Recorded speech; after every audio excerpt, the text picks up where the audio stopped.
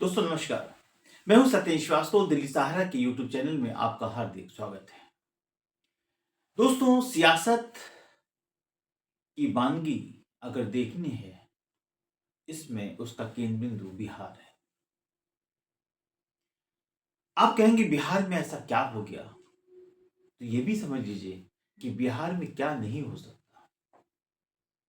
आज बिहार की सियासत दिल्ली की नींद उड़ा के बैठी हुई है। जोड़ तोड़ की राजनीति, कौन से मोहरे, कौन सी बिसात किसके लिए बिछाई जा रही है, कौन कब किसको, किसके पीठ पे कब कौन खंजर भोग देगा, इसका पता नहीं। आपके साथ चाय पीने वाला व्यक्ति, खाना खाने वाला व्यक्ति कब आपके जहन में खंजर भोग के निकल जाएगा सिर्फ सियासत के लिए, लाल बत्ती के लिए, आपको पता नहीं। ये बिहार की राजनीति की सच्चाई है। आज नीतीश कुमार मुख्यमंत्री हैं, वो कितने घंटे कितने दिन मुख्यमंत्री रहेंगे उनको भी नहीं पता। सारी सियासत जो हो रही है बिहार के अंदर, वो एक प्रयोगशाला से निकला हुआ वो जिन्न है जिसका हर जगह यूज करने की सोच बहुत ज्यादा बलवती हो गई। हरियाणा में बीजेपी की सरकार बन गई, ये एक सोच आई। महाराष्ट्र में जो सफलता मिल गई वो एक बड़ी सोच बन गई। और इस बड़ी सोच को, इस बड़ी सफलता को, कारण उसके पीछे कोई भी हो, हर जगह उसका मुखौटा बना के लगाने की अब पूरी पुरजोर कोशिश हो रही है। यानी सरकार हमारी, मुख्यमंत्री हमारा, फायदा आपसे लेंगे, मुख्यमंत्री हमारा होगा। ये जो अनमोल वचन इस वक्त सियासत में चल रहे हैं, उसके बीच में दिल्ली और पटना एक दूसरे को मात देने की तैयारी कर रहे हैं। दिल्ली ये सोच रही है कि हमने जेडीयू के बहुत से सांसद को पहले ही अपने गोद में बैठा लिया है, लेकिन वो शायद भूल गए हैं कि ये नीतीश कुमार हैं, सिंधे नहीं है। ये नीतीश कुमार हैं, ये सिंधे नहीं है। अगर आप तोड़ना जानते हो तो महा तोड़ना जानते हैं। अगर भाजपा जेडीयू का नुकसान पहुंचा करके सरकार बचाने की कोशिश करेगी तो नीतीश कुमार भाजपा को भी तोड़ने की ताकत रखते हैं। बिहार की राजनीति आज इस दौर में पहुंच गई। एक गाना था, चिट्ठी आई रे चिट्ठी आई रे। आज बिहार की सियासत फिर चिट्ठियों की इर्द गिर्द घूम रही है।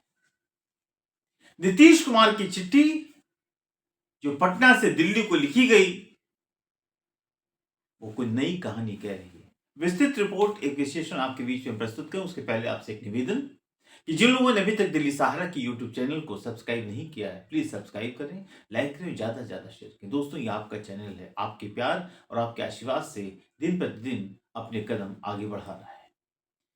बेल बटन को दबा करके आप कोई भी दिल्ली सहारा की आर्थिक जो है मदद कर सकते हैं।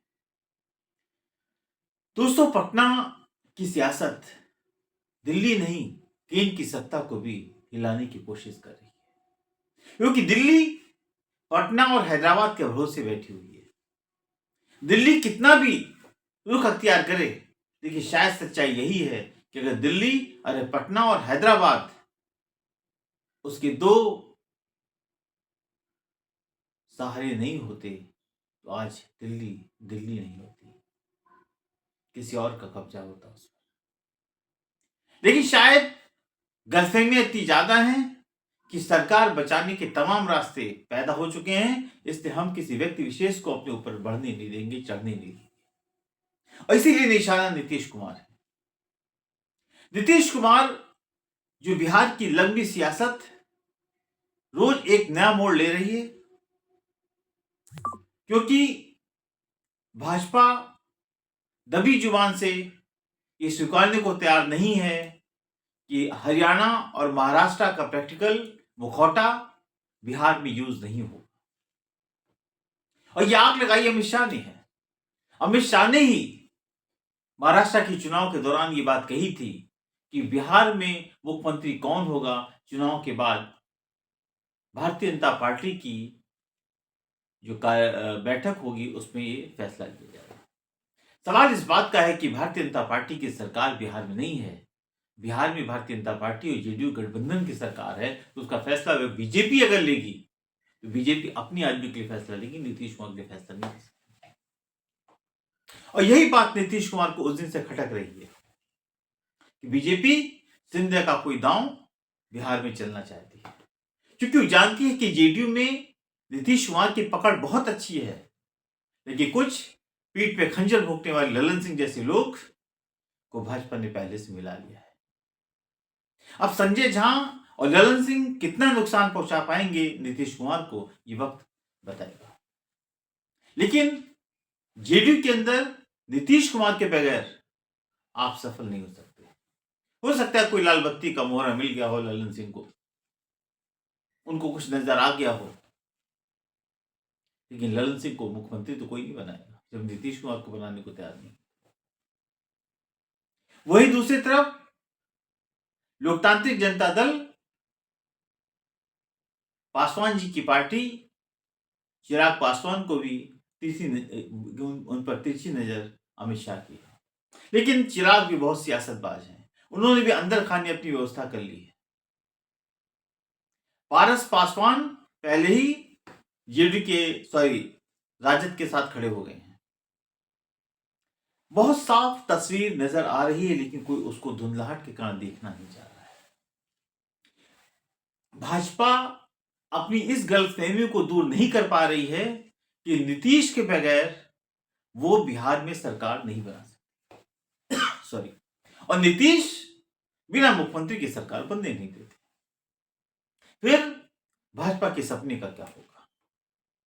इसीलिए नीतीश कुमार ने 2-3 बातें बड़ी क्लियर कर दी हैं कि चुनाव के पहले आपको 2 चीजों का फैसला क्लियर कट करना पड़ेगा कि मुख्यमंत्री का चेहरा कौन होगा। नंबर 2, बिहार में जितनी भी सीटें हैं उसकी आधी सीट पे भाजपा लड़ेगी, आधी सीट पे जेडीयू लड़ेगी। जो भी गठबंधन क्षेत्रीय पार्टियां हैं उनका गठबंधन बीजेपी से है, जेडीयू से नहीं है। चाहे रामविलास पासवान की पार्टी हो, चाहे वो हम पार्टी हो, चाहे वो कुशवाहा की पार्टी हो, सबका पैचअप भारतीय जनता पार्टी से है। जेडीयू किसी से कोई पैचअप नहीं कर रही है, तो उसका कहना हमारी सीट मेरे पास, आपकी सीट आपके पास, आपको जिससे पैचअप करना करते रहिए, उसका जेडीयू से कोई लेना देना नहीं है। जेडीयू की अपनी सियासत यह है कि कम से कम वो 120 सीटों पर चुनाव लड़े। यही मामला पेच फंसा हुआ है, क्योंकि इस बार कम से कम 30 से 40 सीटें चिराग पासवान को चाहिए। लगभग 20 सीटों पर दावा हम कर रहा है। ऐसे में कुशवाहा साहब को भी ले लीजिए, भारतीय जनता पार्टी कितने सीट चुनाव लड़ेगी? पॉसिबल नहीं। यही जो चीजें हैं बार बार भाजपा को परेशान कर रही है। सीधे तौर पर कोई बोलना नहीं चाहता, इसीलिए नीतीश कुमार ने एक राजनीतिक दांव खेला है आज।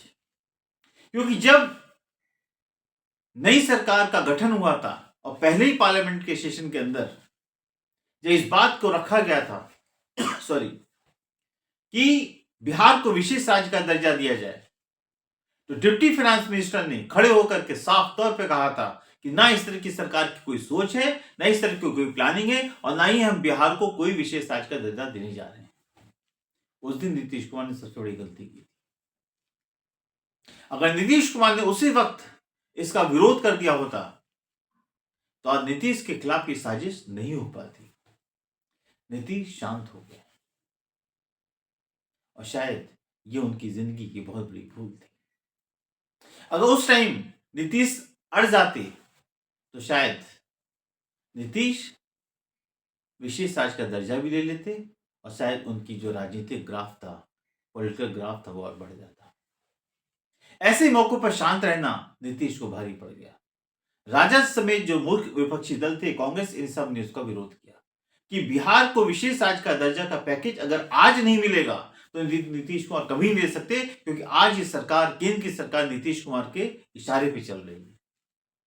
लेकिन नीतीश फिर भी शांत रहे। ये उनका मौन बाबा का जो रूप था, ये बिहार को भी नुकसान पहुंचाया और जेडीयू को नुकसान पहुंचाया और भाजपा को और प्रबल मजबूत किया, क्योंकि भाजपा ये समझ गई कि नीतीश जो हम कहेंगे वही करेंगे। पैकेज पे पैकेज हैदराबाद लेके जा रहा है, लेकिन बिहार के हाथ कुछ नहीं आया। जब देखा कि चुनाव नजदीक आ रहा है, भाजपा सियासत पे सियासत करने की योजना बना रही है, तो नीतीश कुमार ने आज 20 से 25 पेज की एक चिट्ठी लिख डाली है केंद्र को, जिसमें तमाम बिहार के पैकेज की बात की है।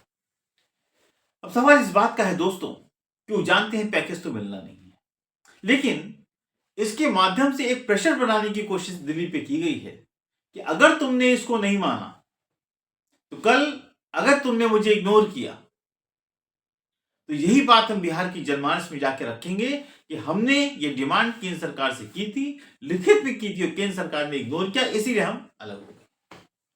इमोशनल कार्ड और नीतीश कुमार। अब नीतीश कुमार हर तरफ हलवा खाने को तैयार है और लोग हलवा खाने को तैयार हैं, खिलाने को भी तैयार है।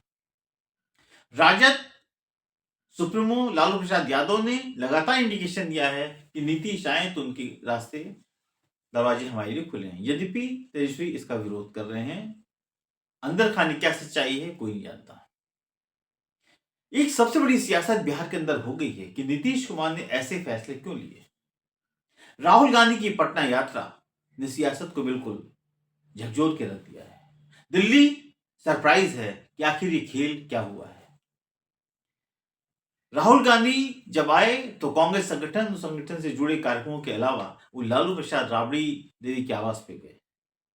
वहां पर तेजस्वी यादव थे, वहां पर राबड़ी जी थी, वहां पर लालू प्रसाद यादव थे, तेज प्रताप थे और तमाम सारे तेजस्वी यादव समेत तमाम परिवार के लोग थे। और काफी 40 से 45 मिनट लगभग 1 घंटे की मुलाकात गुफ्तगू रही। गुफ्तगू होती रही लेकिन कोई बात बाहर निकल के नहीं आई।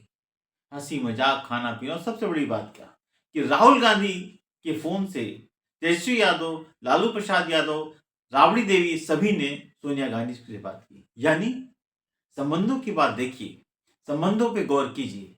यानी कि गांधी परिवार का संबंध आज भी राजद सुप्रीमो बरकरार रखना चाहते हैं। अब ये पेट में दर्द सिर्फ भाजपा को नहीं हुआ, अडानी के परम मित्र ममता बनर्जी को भी हुआ है, अरविंद केजरीवाल को भी हुआ है कि कल तो ये हमारे साथ आ रहे थे, आज एकाएक क्या हो गया। लेकिन इसमें एक बिहार के अंदर एक क्राइटेरिया और कांग्रेस ने बना लिया है। अब कांग्रेस एकला चलो के रास्ते पर अग्रसर होने जा रही है। कांग्रेस का मानना यह है कि जब तक वो क्षेत्रीय दलों के पीछे रहेगी, पिछलग्गू बनी रहेगी, उसका उदय नहीं हो सकता, दोबारा उत्थान नहीं हो सकता। इसलिए ये जरूरी है कि जो उसको आंखें दिखाए उसका बहाना बनाइए और उस राज्य में अकेले अपना वर्चस्व तैयार करिए, अपनी जमीन तैयार करिए। कांग्रेस उत्तर प्रदेश में बड़ी सियासत के साथ अपनी जमीन तैयार कर रही है। हर राज्य में हर पार्टियों के अंदर यह होता है कि स्टेट प्रेसिडेंट डिक्लेयर होता है, फिर वो अपनी कार्यकारिणी गठित करता है। इस बार कांग्रेस ने एक नया ट्रम्प कार्ड खेला है। कांग्रेस अब जो है ब्लॉक स्तर से लेकर के मंडल स्तर से लेकर नेताओं का अपॉइंटमेंट कर रही है, जिससे कि कल जब कोई प्रेसिडेंट अनाउंस हो तो वो अपने लोगों को ना बैठा पाए, उसके पहले नीचे की पूरी बॉडी बनी बनाई मिले, उसको बॉडी दी जाएगी, कहा अब इसको तुम चलाओ। सियासत इस पर नहीं हो पाएगी, राजनीति कूटनीति इस पर नहीं हो पाएगी। और ये लगातार काम चल रहा है। हर जिलों में ब्लॉक स्तर से लेके मंडल स्तर से लेके सारे नेताओं के इंटरव्यू हो रहे हैं, उनकी प्रोफाइल चेक की जा रही है, नए लोगों को मौका दिया जा रहा है, जिससे पार्टी संगठन को, उसके कैडर को मजबूत किया जा सके। और ये पूरी प्लानिंग है कि 27 में सारी सीटों पर कांग्रेस चुनाव लड़ने की अपनी रणनीति तैयार करे। अखिलेश यादव क्या करेंगे क्या नहीं करेंगे, जो 27 सीटों पे, जब 19 सीटों पे, 9 सीटों पे, 10 सीटों पे जब उनकी ये हालत है तो कल वो क्या करेंगे इसका कोई नहीं जानता। ऐसे में अखिलेश पर भरोसा नहीं करना है, अपनी जमीन को मजबूत करना है। जब हमारी जमीन मजबूत होगी तो सामने वाला हमारे सामने नतमस्तक होगा, क्योंकि अखिलेश यादव को पता है कि उन्होंने 9 विधानसभा के जो उपचुनाव हुए उसमें असलियत अपनी देख ली। बगैर कांग्रेस वो अपनी सीटों को नहीं बचा पाए, दूसरी सीट देने की बात तो छोड़ दीजिए। सवाल है दोस्तों कि अब बिहार की जो राजनीति है वो किस करवट बैठने जा रही है। नीतीश कुमार को ये पता है कि कांग्रेस आरजेडी उनको लास्ट मोमेंट पे भी हाथों हाथ ले सकती है। इनके अंदर खानी जो भी बात हो, चाहे वो सीएम की बात हो या संयोजक की बात हो, इंडिया गठबंधन की जो भी चीजें हों, वो चीजें हो सकती हैं। लेकिन नीतीश अब इसीलिए सीधे तौर पर हर उस सवाल पर अपने आप को सेव कर रहे हैं और दिल्ली को कटघरे में खड़े करने की कोशिश कर रहे हैं, जिससे कि कल इनको फंसाया जा सके। आज उनका ये पत्र जो 20-25 पेज का गया है, उसके अंदर बिहार के तमाम प्रॉब्लम्स को उन्होंने इंडिकेट किया है और उसके पैकेज की डिमांड की है। जैसे कल कोई ये ना कह सके कि नीतीश कुमार ने हमसे मांगा ही नहीं तो हम देते कहां से। राजनीति दिन प्रतिदिन की जो हालात हैं वो बिगड़ते जा रहे हैं। बिहार में लॉ एंड ऑर्डर की सिचुएशन अब बहुत अच्छी नहीं रही है। चुनाव इसी साल होने हैं। ऐसे में भाजपा अगर समझदारी से काम लेगी तो शायद नीतीश को बचा पाए, वरना अगर नीतीश के साथ कोई सियासत खेलने की कोशिश की गई तो यकीन मानिए भाजपा सरकार नहीं बना सकती। नीतीश किसी को भी सरकार बना के मुख्यमंत्री बना सकते। अब ये भाजपा को फैसला लेना है कि उसको ये मोहपाश में फंस के इसको उससे बाहर निकलना पड़ेगा, उसको हटना पड़ेगा और नीतीश को ही नेता डिक्लेयर करना पड़ेगा, वरना बिहार में भाजपा सरकार नहीं बना सकती। नीतीश जिसके साथ जाएंगे उसकी सरकार बिहार में बनेगी। इस रणनीति और कूटनीति का जो नजारा है वो बहुत जल्दी नजर आने वाला है। दोस्तों, आपको हमारा ये विश्लेषण कैसा लगा प्लीज कमेंट बॉक्स में कमेंट्स करें, लाइक करें, ज्यादा से ज्यादा शेयर करें। मैं हूं सतीश श्रीवास्तव। कल फिर एक नए विश्लेषण के साथ आपसे मुलाकात करूंगा। नमस्कार।